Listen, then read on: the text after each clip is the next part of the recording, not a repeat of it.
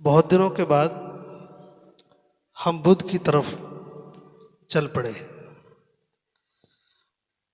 और जिस काम की हमें बहुत पहले ज़रूरत थी वो थोड़ा देर से शुरू हुआ है। उसका कारण था कि यहाँ तक पहुँचाने के लिए हमारे पास बाबा साहब के बाद कोई माध्यम नहीं था।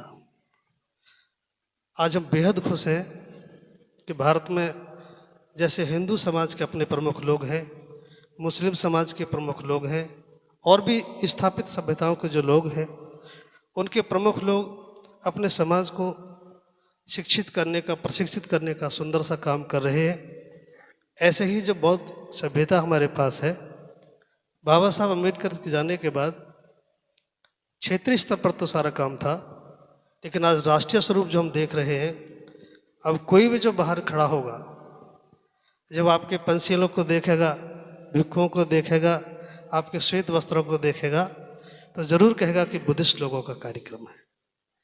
तो सैकड़ों हजारों साल के बाद जो पहचान बनने का काम शुरू हुआ है, बस ये बताते हुए मैं अपनी बात समाप्त कर रहा हूँ।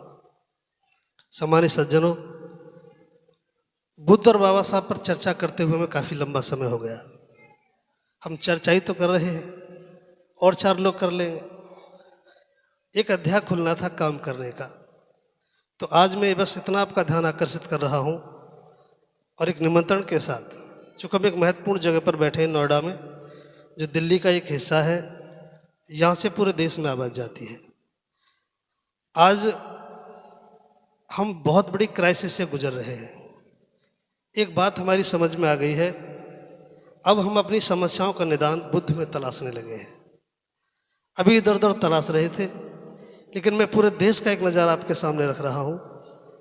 आज गरीबी में जूझते लोग, अंधविश्वास में जूझते लोग, जाति की दुर्गंध में जीते लोग, दरिद्रता में जीते लोग, उनको ये भरोसा होने लगा है कि अब हमारा निदान बुद्ध में है। आज बुद्ध के नाम को लेकर के लोग इकट्ठा होते हैं, बुद्ध के नाम को लेकर के लोग काम करते हैं।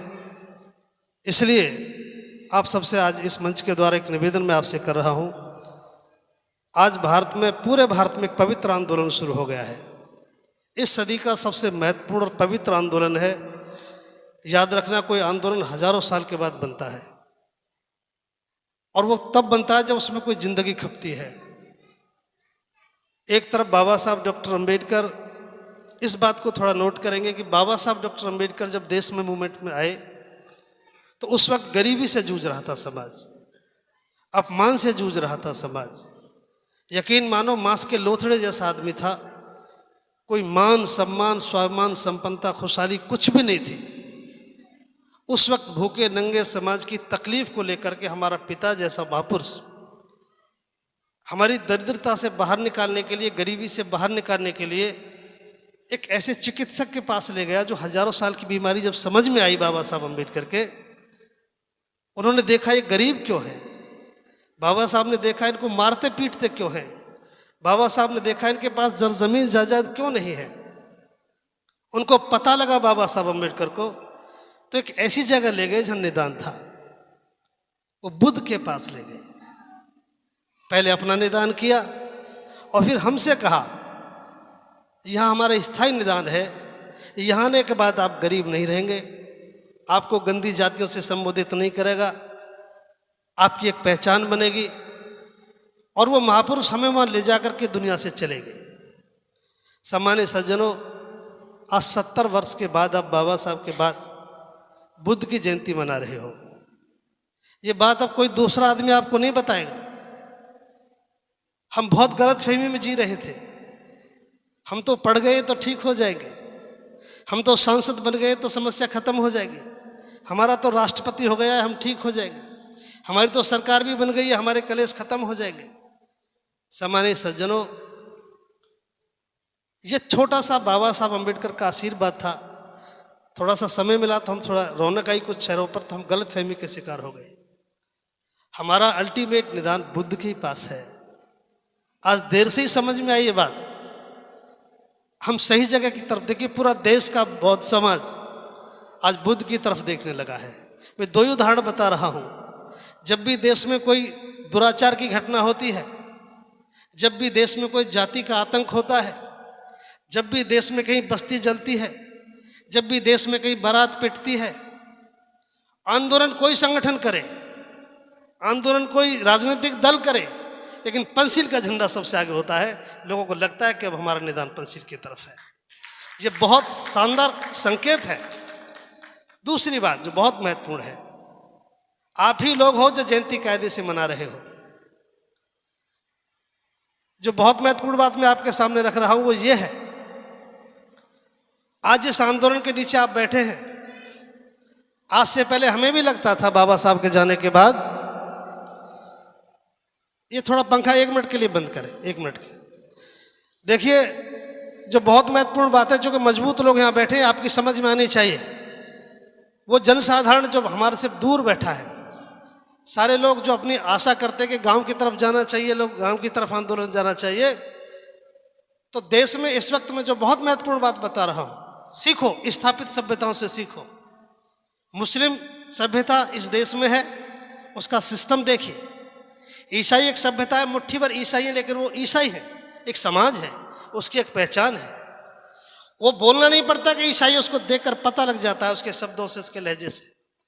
हिंदू समाज को देखिए, उसकी एक पहचान है, वो सब एक समाज है, एक सभ्यता है, हम एक जाति है।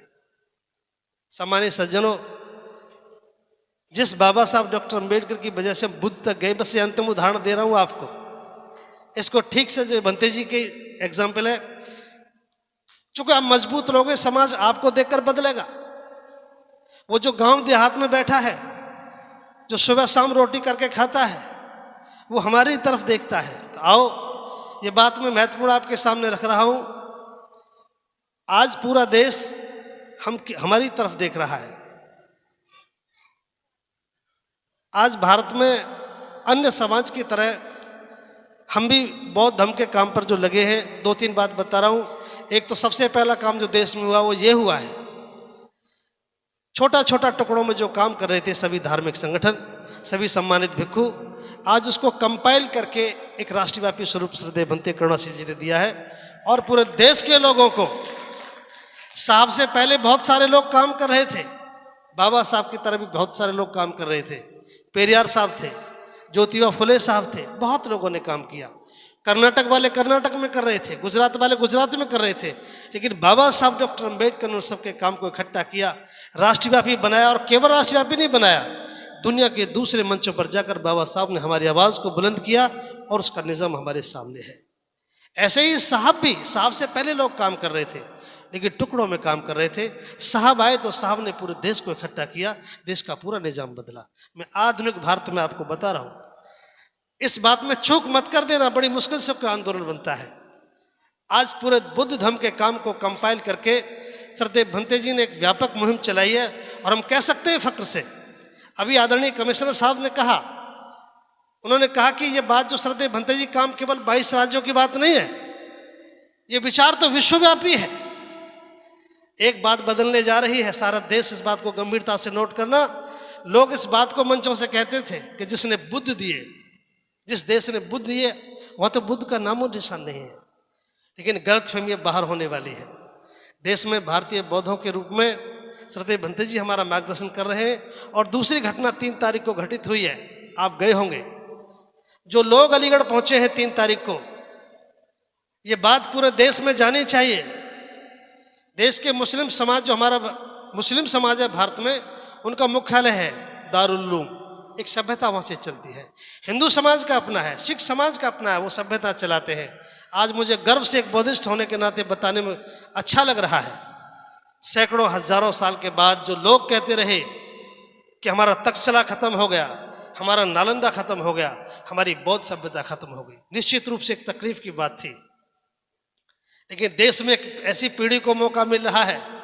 अलीगढ़ में जो लोग गए हैं उन्होंने देखा है, जिन लोगों ने ये कहा कि बर्बाद हो गया, निश्चित रूप से बात ठीक थी। हम कब तक ये बात करेंगे? 2500 साल हो गए सिलसिले को। अलीगढ़ में भारत में पहली बार बौद्धों का राष्ट्रीय केंद्र की ईंट रखी गई, विरासत की ईंट रखी गई। और मैं इसका वृत्तांत 2 ही मिनट में सुना रहा हूँ सम्मानित साथियों। ऐसी ईंट जो भारत में हजारों साल के बाद रखी गई, मैं 2 चित्र आपके सामने रख रहा हूँ। बहुत मंगलकारी संकेत है, जिसकी आवाज़ पूरे देश में सुनाई दे रही है। हम कोई हवा में बात नहीं कर रहे।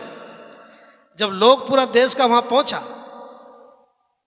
दादा नाती से कह रहा था ईंट रख, तीसरी पीढ़ी ईंट रख रही थी। पिता पुत्र से कह रहा था ईंट रख, और पति पत्नी कह रहे थे ईंट रख। 3 पीढ़ी जिस स्वाभिमान के साथ जिसकी संस्था की ईंट रख रही हो, उसको भला कौन चैलेंज कर सकता है। बहुत जबरदस्त काम भारत में हुआ है। और वहां जाकर जब लोगों ने इसको देखा, हजारों साल का प्रतिशोध लोगों में जाग उठा। जिस तरह हमारी सभ्यता नष्ट हुई, हम कब तक इसका इंतजार करेंगे। जो ईंट रख रहे थे, मैं आपको सही बात बता रहा हूं, जैसे सर्प से ईंट उठा के रख रहे थे, हमें लग रहा था कि जैसे लोग एक सभ्यता को स्थापित कर रहे हैं। उनके चेहरे की मुद्रा, उसके हौसले।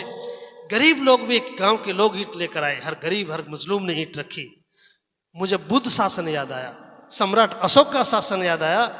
मुझे नहीं पता कि हमने अशोक को देखा कि नहीं देखा, बुद्ध शासन को देखा कि नहीं देखा, लेकिन आधुनिक भारत में जब पीढ़ी दर पीढ़ी ईंट रख रहे थे लोग, वो बहुत कॉन्फिडेंस के साथ लोग काम कर रहे थे। देखिए, कोई 100 रुपये, कोई 50 रुपये, कोई अन्न, कोई दाना, कोई पानी, हर आदमी इसमें प्रयास कर रहा था। तो मैं दूसरी खबर आपको सुना रहा हूँ, याद रखना, ये अच्छा संकेत है। जब ऐसी क्रांति आती है तो जाति भी दफन हो रही थी, लोग बौद्ध दिखाई दे रहे थे। पहली बार देश में जाति दफन हुई और बौद्धों की पहचान हुई। ये बहुत शानदार काम था। इसलिए सम्मानित साथियों, आज की जो बात है वो ये है संक्षिप्त में। अंतिम बात आपको बताते हुए कि देखिए, जब बाबा साहब डॉक्टर अम्बेडकर दुनिया से गए तो ये 3 ही बात कही थी उन्होंने। आज मैं आपको पुनः सुना रहा हूं, चूंकि बुद्ध जयंती है, ये बात पूरे देश को पता होनी चाहिए। बाबा साहब डॉक्टर अम्बेडकर जब हमारे पूरे समाज को बुद्ध के पास ले गए 14 अक्टूबर के, 3 ही सेंटेंस बताते हैं हम लोग, ये हर जगह बता रहे हैं और ये आप सबको बताने हैं। जब बाबा साहब डॉक्टर अम्बेडकर हजारों साल की बीमारी का इलाज लेकर गए और उन्होंने दीक्षा ली, दीक्षा लेकर के वो खड़े हुए, जिंदगी भर खामोश रहने वाला महापुरुष उस दिन कितना प्रफुल्लित था। उनका पहला ही स्टेटमेंट था, आज मैं बेहद खुश हूं। बाबा साहब डॉक्टर अम्बेडकर ने पहली बार कहा। इसलिए बुद्ध जयंती का मतलब समझ लेना, ये पूरे देश में बात जानी चाहिए। बाबा साहब डॉक्टर अम्बेडकर ने कहा कि मैं आज बेहद खुश हूं, जिंदगी भर परेशान रहने वाले महापुरुष। दूसरा, आज मैं मुक्त मानव हूं। और तीसरी बात कही, मैं जाति की नरक से मुक्त हुआ। और चौथी बात हमसे कहकर गए, ऐ मेरे समाज के लोगों, ये हमारा संदेश था जो पूरे देश को बताना चाहिए था, हम बहुत कंजूसी कर गए। चौथी बात यह थी कि मैंने 21 साल के कठोर परिश्रम के बाद, जब अभी कमिश्नर साहब कह रहे थे कि बेहद तकलीफ के बाद, सब कुछ दफन करने के बाद, परिवार, सुख, संतान, मान सम्मान, स्वाभिमान लगाने के बाद, बाबा साहब अम्बेडकर ने कहा कि 21 साल के कठोर परिश्रम के बाद मैंने इज्जत का घर बनाकर खड़ा कर दिया है। इसमें सम्मान से रहना, आज के बाद तुम्हें कोई जातियों से संबोधित नहीं करेगा। और मैं आज आपसे बाबा साहब के 70 साल के बाद एक बौद्ध उपासक होने के नाते अधिकार से बात पूछना चाहता हूं। 70 साल के बाद पूरा देश, उधर बाबा साहब अम्बेडकर कह रहे हैं कि मैं जाति के नरक से मुक्त हुआ, हम सारे के सारे लोग जाति में खड़े होकर जयंती मनाते रहे। ये बाबा साहब के साथ इंसाफ है ना इंसाफ? जातियों के बाद अगर जाति का परित्याग नहीं किया तो कोई गुनाह मत करना, किसी जाति विशेष को दोष मत देना, किसी समाज को गाली मत देना। बारात पिटती रहेंगी, जाति के नाम पर हत्या होती रहेंगी, बहन बेटियों के साथ दुराचार होता रहेगा, क्योंकि हमने किसी महापुरुष की अवहेलना की है। इसीलिए यह बात बहुत महत्वपूर्ण है। मैं इसलिए आपसे बात कह पा रहा हूं कि मैं पहले बुद्ध की शरण गया। आओ सम्मानित साथियों, अगर इस शोषण का, अन्याय का, अत्याचार का, जाति का हमेशा के लिए खात्मा करना है तो दूसरा दिमाग लगाने की जरूरत नहीं। श्रद्धेय भंते जी ने कहा कि बाबा साहब डॉक्टर अम्बेडकर के जीवन का अंतिम निर्णय हमारा पहला निर्णय होना चाहिए। बाबा साहब अम्बेडकर की जिंदगी का अंतिम निर्णय बाबा साहब अम्बेडकर की संतान के जीवन का पहला निर्णय होना चाहिए था। इसमें मैं आपसे बता रहा हूं, संबोधन करने वालों से हम कह रहे हैं आज जयंती के अवसर पर, चूंकि हम एक आंदोलन का हिस्सा हैं, हमें बेहद तकलीफ है। 70 वर्ष हमारे बेहद तकलीफ में गुजरे। आज हम आपसे पूछ रहे हैं, जो यहां संबोधन करे आदमी, क्या उसको एक गवाही नहीं देनी चाहिए? संबोधन के साथ एक गवाही 70 साल में नहीं दी जा सकती कि बाबा साहब डॉक्टर अंबेडकर की बात मेरी समझ में आई, मैं बुद्ध की शरण में चला गया। काश ये सिलसिला गवाही का चल जाता तो आम जनता तो बहुत पहले कल्याण हो जाता। ये बहुत मामला गड़बड़ रहा। तो आओ सम्मानित साथियों, आज श्रद्धेय भंते जी देश ना देंगे। बस मैं आपसे अनुरोध कर रहा हूं, एक गलती मत कर देना। देश में एक आंदोलन पनप गया है जिसने बुद्ध उनके धम्म को स्टील पर उतारा, पूरे देश में बुद्ध और उनका धम्म। नंबर 2, जिन्होंने आचार संहिता स्थापित की। आज हम कह सकते हैं फक्र से हम बौद्ध हैं, जाति से मुक्त, और आचार संहिता हमारा दस्तावेज है। और तीसरा काम, जो अलीगढ़ उत्तर प्रदेश में हमारा धम्म का प्रशिक्षण केंद्र बन रहा है, वो संगठनों का नहीं है, याद रखना, वो भारत के बौद्ध समाज का प्रशिक्षण केंद्र है। 3 चीज।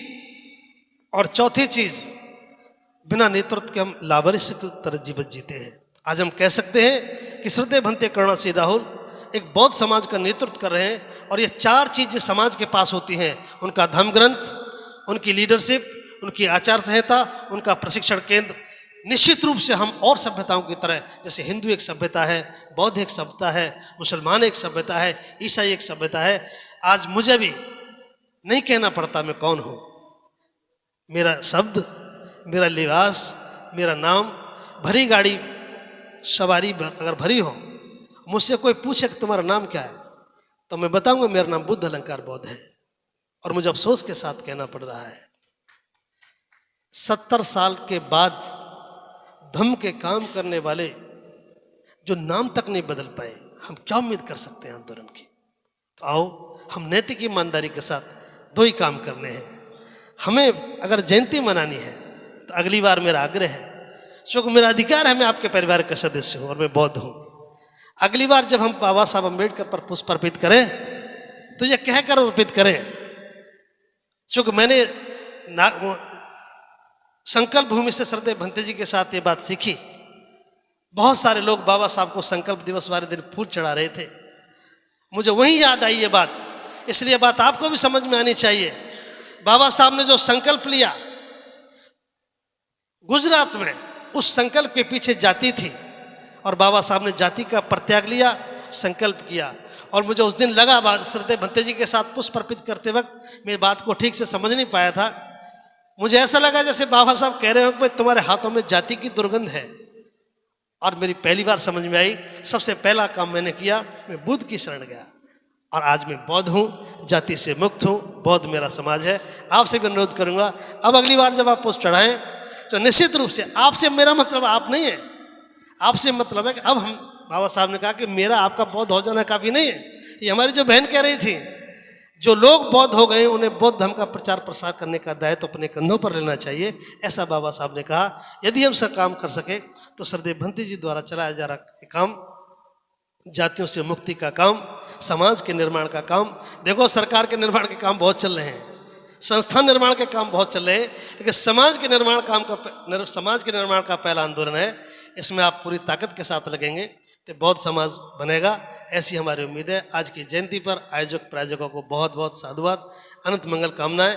और हम चाहेंगे कि हम खामोशी से ना मनाएं, एक बार बुद्ध और बाबा साहब के नारे लगा लेंगे तो अच्छा रहेगा। श्रद्धेय भंते जी बोलेंगे, बाबा साहब अम्बेडकर, बाबा साहब अम्बेडकर, जब तक सूरज चांद रहेगा बौद्ध धर्म की क्या पहचान, बौद्ध धर्म की क्या पहचान।